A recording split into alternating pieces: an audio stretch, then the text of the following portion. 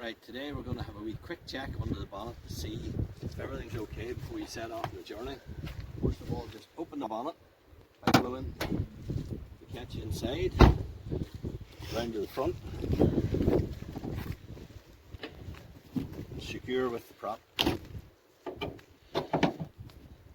Now, this is the basics of the engine here. The radiator cap, just check there that there's water. You can see the water's up to the right level, that's okay. No problem there. We'll dip the oil here. We'll see that it's there. It's just over the full mark, and the reason for that is the car's not just sitting level. But set your car level before you check the oil, that's your marker. When it's down here, it's too low, up here's just right on that mark. Place that back in.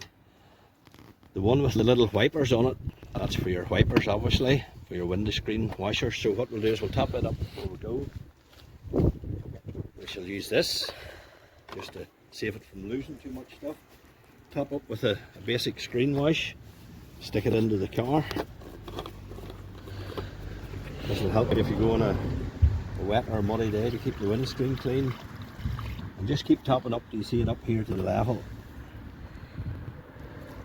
There we are, that's it topped up now.